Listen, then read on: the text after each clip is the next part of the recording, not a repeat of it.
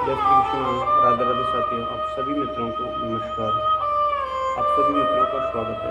साथियों, हम सब श्रवण करेंगे आज श्रीमद् भागवत महापुराण को, जो कि तीसरे स्कंद के 26वें अध्याय में हम सब प्रवेश कर रहे हैं। भागवत जी को प्रणाम करते हुए, भगवान श्री कृष्ण को नमस्कार करते हुए, कृष्णाय वासुदेवाय हरे परमात्मने प्रणतः क्लेशनाशाय गोविंदाय नमो नमः। पूरी श्रीमद्भागवत महापुराण की जय। श्री बांके बिहारी लाल की जय। जय श्री राधे।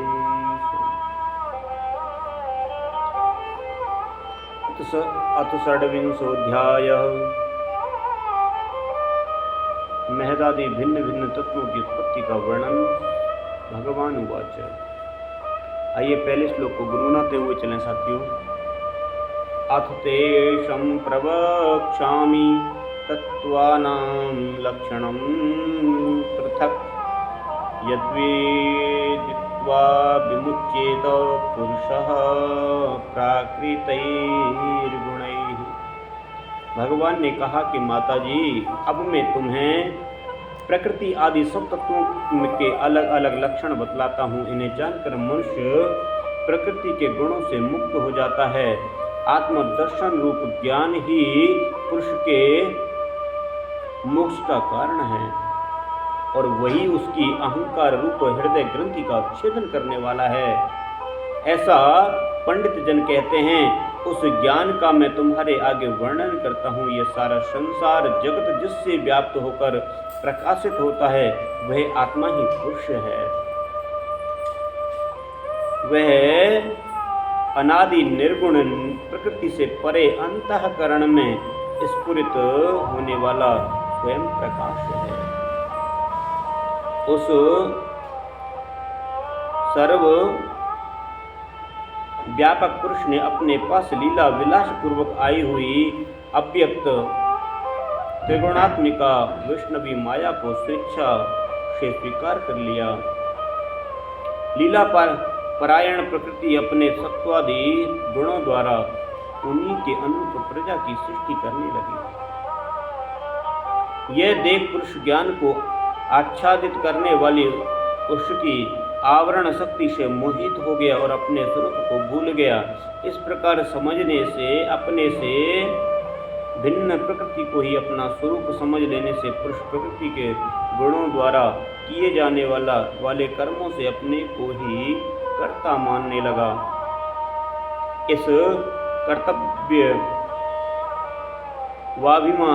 अभिमान से ही अकर्ता स्वाधीन साक्षी और आनंद रूप पुरुष को जन्म मृत्यु रूप बंधन एवं परतंत्रता की प्राप्ति होती है। कार्य रूप शरीर,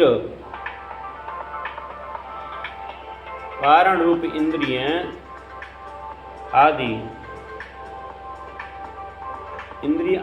आदि जो हैं,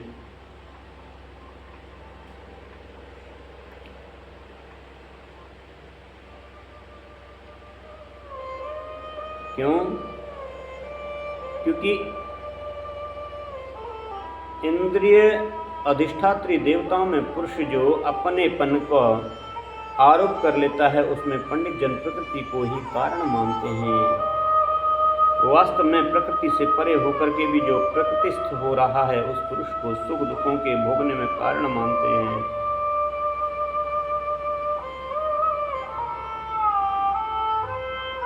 देवहूति ने कहा कि पुरुषोत्तम इस विश्व के स्थूल सूक्ष्मकार और जिनके स्वरूप हैं तथा जो इसके कारण हैं, उन प्रकृति और पुरुष का लक्षण भी आप मुझसे कहिए। भगवान ने कहा कि जो त्रिगुणात्म अव्यक्त नित्य और कार्य स्वरूप है तथा स्वयं निर्विशेष होकर भी संपूर्ण विशेष धर्मों का आश्रय है, उस प्रधान तत्व नामक तत्व को ही प्रकृति कहते हैं। 5 महाभूत, 5 तन्मात्रा, 4 अंतःकरण और 10 इंद्रियां, इन 24 तत्वों के समूह को विद्वान लोग प्रकृति का कार्य मानते हैं। पृथ्वी, जल, तेज, वायु और आकाश, ये 5 महाभूत हैं। गंध, रस, रूप, स्पर्श और सत्व ये 5 तन्मात्रा माने गए हैं। श्रोत्र तत्व, चक्षु, रसना और नासिका, वाक, पाणी, पाद, उपस्थ और वायु ये 10 इंद्रियां हैं। मन, बुद्धि, चित्त और अहंकार इन 4 के स्वरूप में ही एक ही अंतःकरण अपनी संकल्प, चिन्मय, चिंता और अभिमान रूप 4 प्रकृति ही वृत्तियों में लक्षित होता है।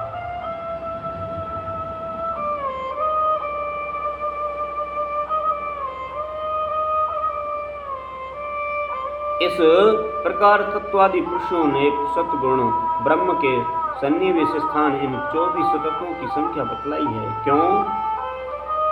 क्योंकि इनके सेवा जो काल और वह है वो 25 है और 25वां तत्व है। कुछ लोग काल को पुरुष से भिन्न तत्व तक ना मानकर पुरुष का स्वभाव अर्थात ईश्वर की संहार कारिणी शक्ति बताते हैं, जिसके माया के कार्य रूप देहादि में आत्मा का अभिमान करके अहंकार से मोहित और अपने को कर्ता मानने वाले जीव को निरंतर भय लगता रहता है। मनुपुत्री, जिनकी प्रेरणा से गुणों की सम्यावस्था रूप निर्विशेष प्रकृति में गति उत्पन्न होती है, वास्तव में वे पुरुष रूप भगवान ही काल होते हैं या काल कहे जाते हैं। इस प्रकार जो अपनी माया के द्वारा सब प्राणियों के भीतर जीव रूप से बाहर काल रूप से व्याप्त हैं, वे भगवान ही 25वें तत्व हैं। जब परम पुरुष परमात्मा ने जीवों के अदृष्टवश क्षोभ को प्राप्त हुई संपूर्ण जीवों की उत्पत्ति स्थान रूप अपनी माया में चिक्षिप्ति रूप वीर्य स्थापित किया, तो उससे तेजोमय महतत्व उत्पन्न हुआ। लय विक्षेपादि रहित तथा जगत के अंकुर स्वरूप इस महतत्व ने अपने ही स्थित विश्व को प्रकट करने के लिए अपने स्वरूप को आच्छादित करने वाले प्रलयकालीन अंधकार को अपने ही तेज से पी लिया। क्यों? क्योंकि जो सत्वगुणमय स्वच्छ शांत और भगवान की उपलब्धिता का स्थान रूप चित्त है, वही महत्व है और उसी को वासुदेव कहते हैं। जिस प्रकार पृथ्वी आदि अन्य पदार्थों के संघर्ष से पूर्व जल अपनी स्वाभाविक फेन तरंगादिक रहित अवस्था में अत्यंत स्वच्छ और विकार शून्य एवं शांत होता है, उसी प्रकार अपनी स्वाभाविक अवस्था की दृष्टि से स्वच्छ तत्व, अविकारी तत्व और शांत तत्व ही प्रकृति वृत्तियों सहित चित्त का लक्षण कहा गया है। तदंतर भगवान की वीर रूप चित्त शक्ति से उत्पन्न हुए महतत्व के विकृत होने पर उससे क्रिया शक्ति प्रधान अहंकार उत्पन्न हुआ। वह वैकारिक तेजस और तामस भेद से 3 प्रकार का है। उसी से क्रमशः मन, इंद्रियों और पंच महाभूतों की उत्पत्ति हुई। इस भूत, इंद्रिय और मन रूप अहंकार को ही पंडित जन साक्षात संकर्षण नामक सहस्त्र सिर वाले अनंत देव कहते हैं। इस अहंकार देवता रूप से कर्तव्य, इंद्रिय स्वरूप से कारण तत्व और पंचभूत रूप से कार्य तत्व और लक्षण है, तथा सत्वादि गुणों के संबंध से शांतत्व, घोरत्व और मूढ़त्व भी इसी के लक्षण हैं। उपर्युक्त 3 प्रकार के अहंकार में से वैकारिक अहंकार की विकृति होने पर उससे मन हुआ। उनके संकल्प विकल्पों से कामनाओं की उत्पत्ति होती है। यह मन तत्व ही इंद्रियों के अधिष्ठाता अनिरुद्ध के नाम से प्रसिद्ध है। योगी जन शरत्कालीन नील कमल के समान श्याम वर्ण वाले इन अनिरुद्ध जी की शनै शनै मन को वशीभूत करके आराधना करते हैं। साध्वी फिर तेजस अहंकार से विकार होने पर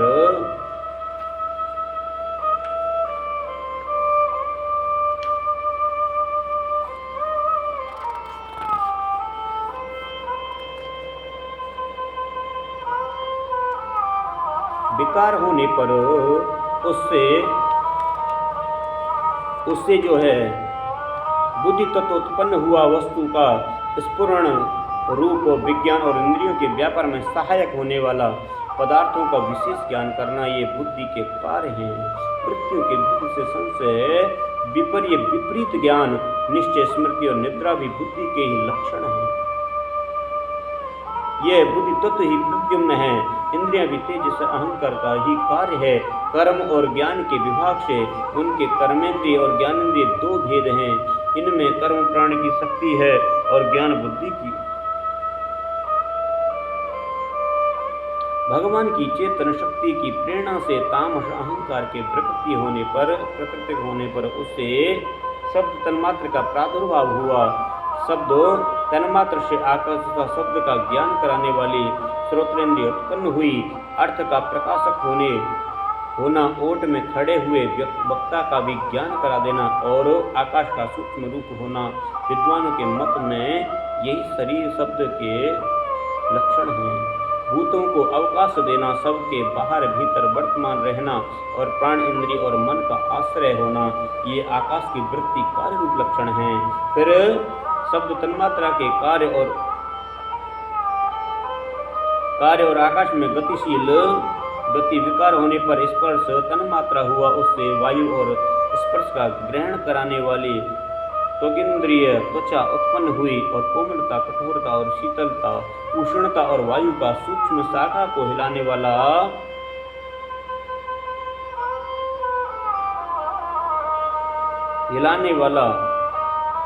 हिलाना, तृणादि को इकट्ठा कर देना, सर्वत्र पहुंचना, गंधादि युक्त द्रव्यों को घ्राणादि इंद्रियों के पास और शब्द को श्रोत्रेंद्रियों के पास ले जाना तथा समस्त इंद्रियों को कार्य शक्ति देना, ये वायु की वृत्तियों के लक्षण हैं।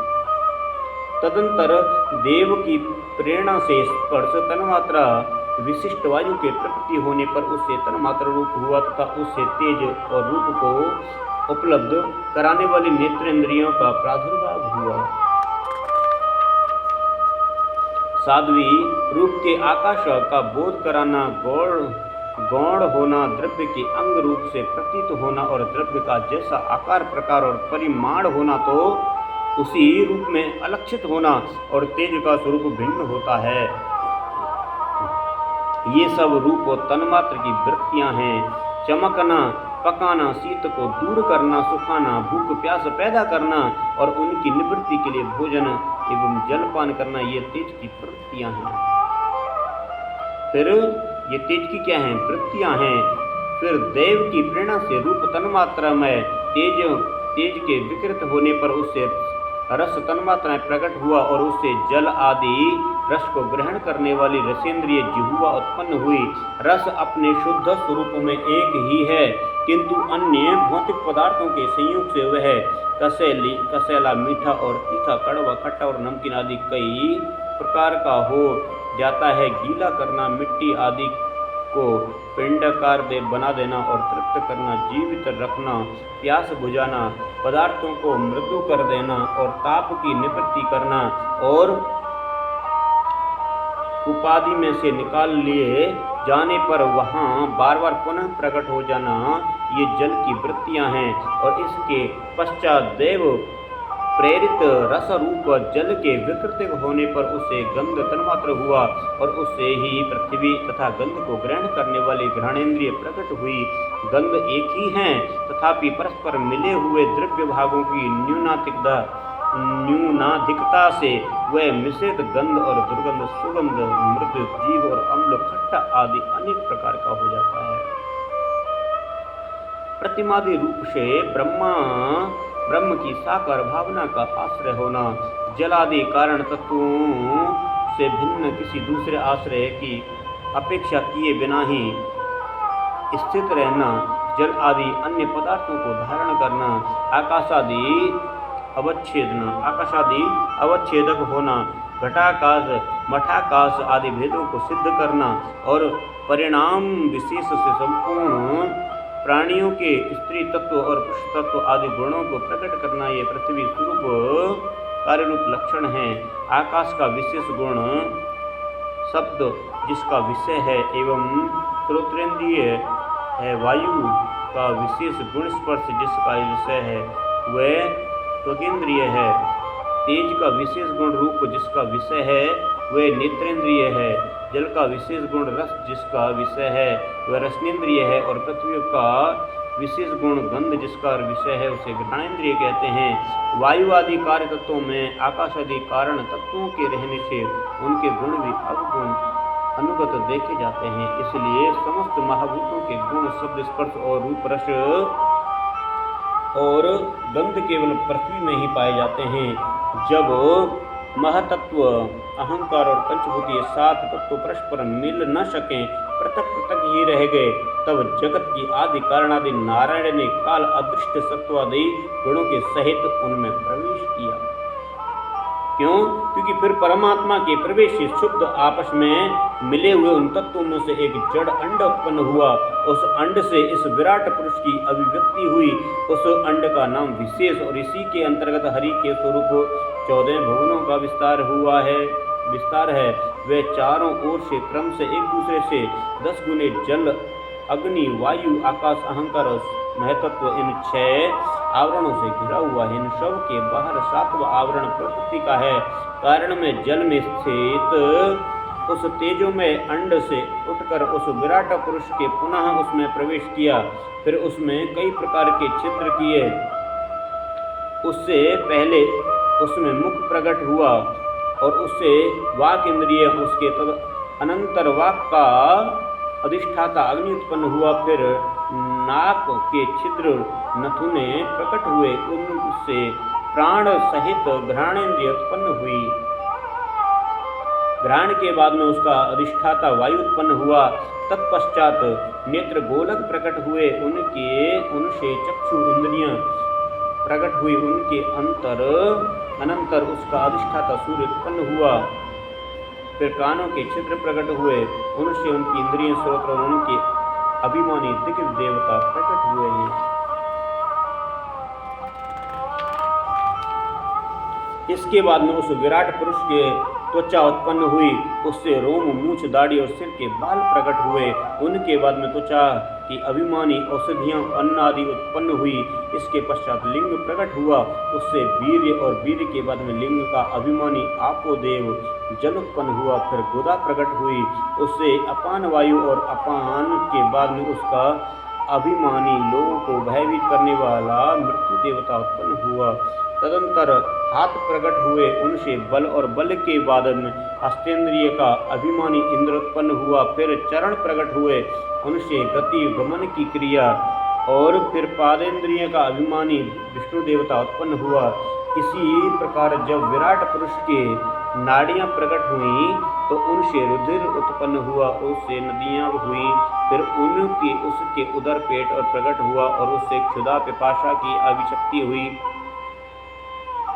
और फिर उदर का अभिमानी समुद्र देवता उत्पन्न हुआ। तत्पश्चात उनके हृदय प्रकट हुआ।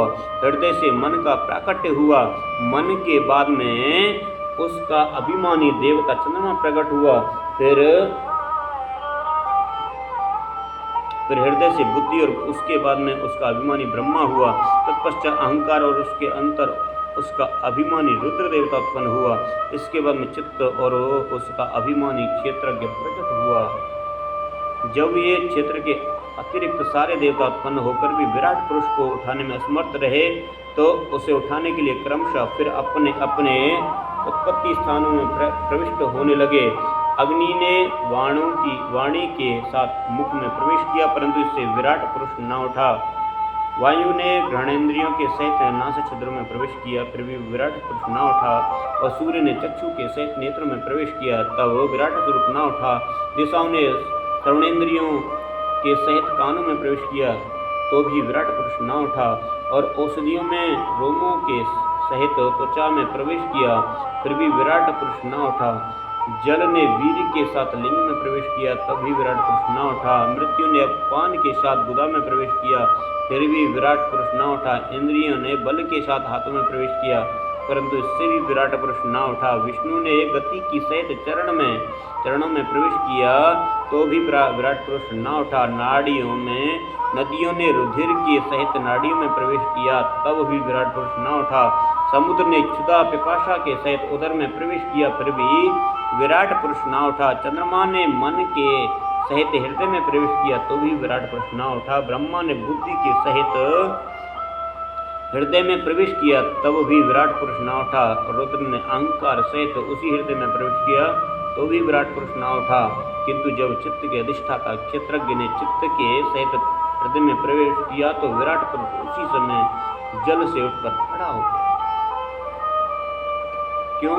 ये क्या लीला है? कौन सी कथा है ये? जब विराट पुरुष का निर्माण हो रहा था, विराट स्वरूप भगवान विष्णु का जब प्राकट हो रहा था, उस समय की लीला है कि जब चित्त के सहित हृदय में प्रवेश किया कौन? अधिष्ठाता क्षेत्रज्ञ देवता, क्षेत्रपाल देवता प्रवेश किया तो विराट पुरुष उस समय जल उठ करके खड़े हो गए। और जिस प्रकार लोक में प्राण, इंद्रिय, मन और बुद्धि आदि चित्त के अधिष्ठाता क्षेत्रज्ञ की सहायता के बिना सोए हुए प्राणी को अपने बल से नहीं उठा सकते, उसी प्रकार विराट पुरुष को भी वे क्षेत्रज्ञ परमात्मा के बिना नहीं उठा सके।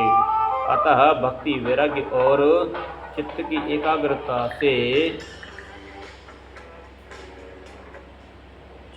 एकाग्रता से जो है